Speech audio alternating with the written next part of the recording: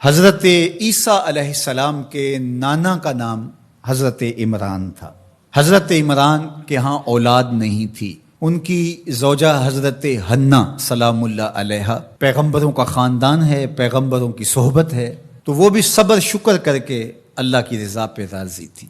گھر کے صحن کے اندر دوپہر کے وقت چارپائی بچھائے ایک درخت کے نیچے قیلولہ کرنے لگی تو ایک منظر دیکھا کہ درخت پر ایک چڑیا نے گھونسلہ ڈالا ہوا تھا اور اس نے بچے دیے ہوئے تھے۔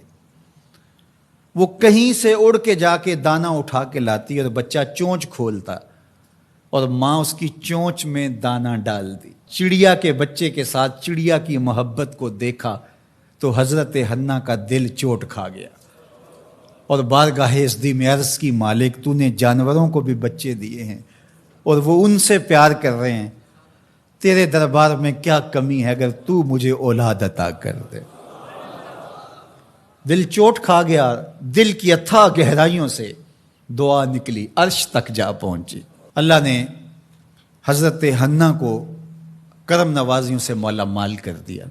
حضرت حنا نے کہا، اے اللہ جو میرے بطن میں ہے میں تیرے گھر کے لیے اس کو وقف کرتی ہوں۔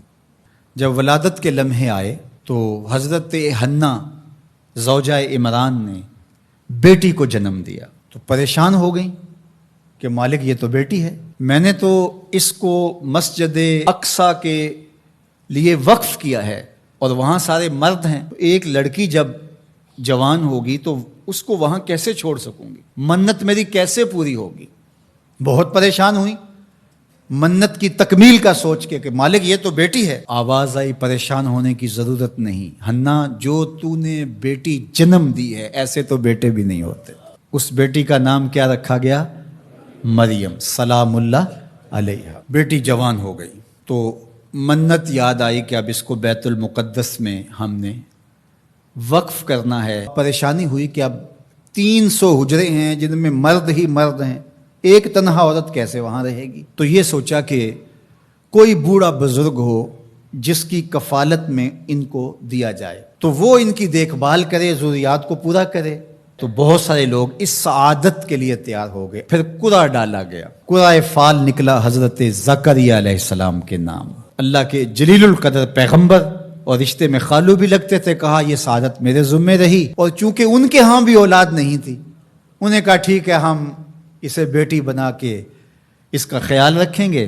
حضرت زکریا علیہ السلام نے ایک حجرہ مختص کیا حضرت مریم کے لیے اور ان کی ضروریات کو پورا کرتے، کھانا دیتے۔ جب کہیں جانا ہوتا تو حجرے کو باہر سے تالا لگا کے چلے جاتے، افطار کے وقت یا رات کو گئے ہیں تو سحری کے وقت پھر آ جاتے۔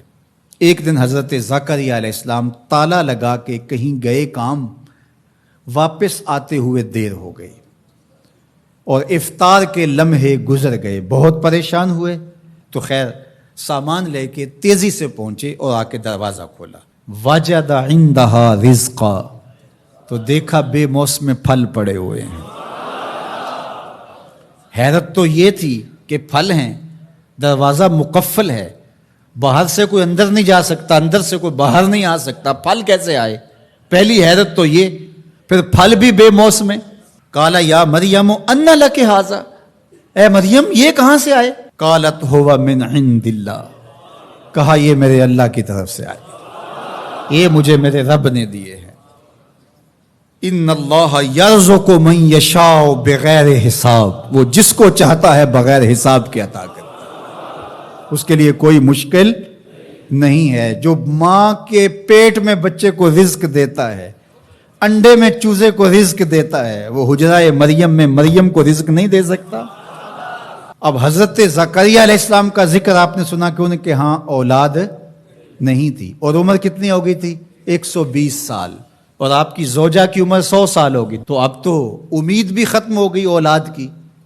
لیکن جب بے موسم پھل دیکھے نا تو اندر چھپی ہوئی امید کی موہوم سی جو چنگاری تھی وہ بھڑک اٹھی، اور حضرت زکریا نے ہاتھ پھیلا لیے، ہنالک دعا زکریا رب، مالک جب تو مریم کو بے موسم پھل دے سکتا ہے، میرے شجر عمر پر اولاد کے آنے کا موسم بیت گیا ہے، لیکن مالک کیا تو مجھے بے موسمی اولاد نہیں دے سکتا؟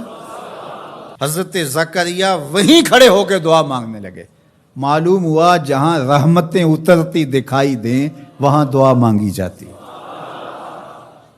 ہم جب اللہ والوں کی قربت میں جا کے اللہ سے دعا مانگتے ہیں تو کچھ لوگ معترض ہوتے ہیں کہ اللہ تو ہر جگہ موجود ہے، یہاں کیوں مانگ رہے ہو؟ مسجد اقصی پاس ہے لیکن حجرہ مریم میں اللہ کا پیغمبر دعا مانگ رہا ہے، وہاں رحمت آنکھوں سے اترتے ہوئے دیکھی.